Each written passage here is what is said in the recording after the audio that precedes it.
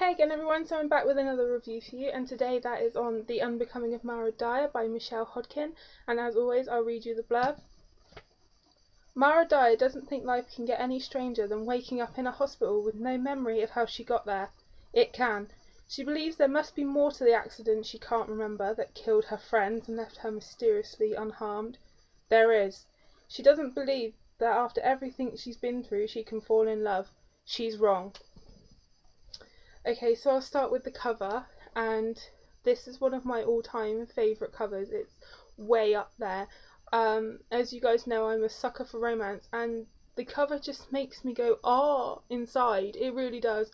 I love how protectively he's holding her, how he's basically wrapped around her, while they're surrounded by this murkiness that obviously represents some danger of some kind. I love the typeface. I love absolutely everything about this cover. It's gorgeous, and so I'm really glad that I paid a bit more and got the hardback when it came out October last year, I want to say. It wasn't coming out here in the UK until March the 1st, and I couldn't wait that long, even though I didn't read it until now. I wanted to get the hardback, and I'm so glad I did because it's just so nice. It's one of those buttery covers, so it's even nicer. So that blurb doesn't really give much away, and I think it's a really successful blurb because a lot of books give an awful lot away in their blurb, but that is sort of enticingly, what's the word? Brief. It doesn't give much away at all. It's enough to intrigue, but not enough to give anything away, and I had a vague idea about what this book was about, but not in any great detail, so I really liked that, going in sort of blind. And I really enjoyed this book. I put off reading it until now, even though I had it, because there was so much hype around it. It was unreal. And some people loved it, and some people were seriously disappointed, and I didn't want to be influenced by their reviews, so I waited until now to pick it up, and in a way I'm glad I did because I have my own opinion, but at the same time I'm disappointed I waited so long because I loved it. I don't want to give too much away with this review, although a lot of people will already have read it, but I'll say what I liked about it. I liked the paranormal aspect of this book. I won't say what it is because you don't really find out a lot about it. You find out sort of what it entails, but you don't find out reasons for it. You don't get a name to what it is. It's great. It's a great crossover between a psychological thriller and a paranormal romance. It does it so well. Throughout the book, Mara doesn't know if she is genuinely losing her mind or if these things are really happening, and you start to doubt her as well, but there's evidence for these strange things happening, so you don't know what's happening really, and the tension is really racked up, and the whole time there's this dark undertone and vibe that you get from things. Something I really liked about this book was Mara's family, the family dynamic. She has her mum, she has her dad, she has one younger brother, one older brother, and I liked that because a trend in YA at the moment is to have the girl's family killed off. She's an orphan, or she only has a sibling or something. You don't see this family happening a lot, and this was refreshing because her family was quite well developed.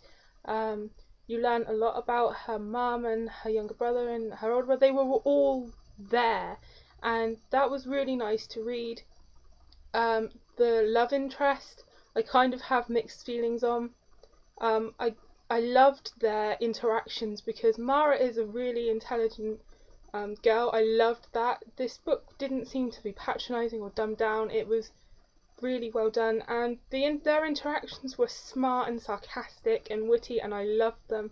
But he's kind of a man whore, and I'm not big on the man whore character, if I'm honest. I liked The Duff by Cody Keplinger, that had a man whore in it, but I think I can cope with Noah being a man whore because I think it's going to come out in the next book, The Evolution of Mara Dyer, that maybe that is more exaggerated. I mean, it suggested in book 1 that his character isn't all that he's made out to be.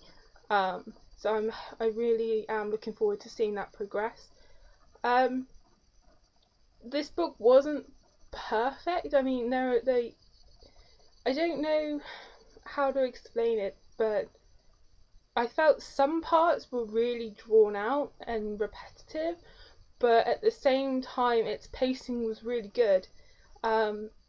It made me not want to put it down. I was reading it on the bus, I was reading it in my free periods at college. I needed to know more. It had a great suspense to it, and the end is evil. It's a horrible cliffhanger. And I liked the darkness to it. It definitely had that.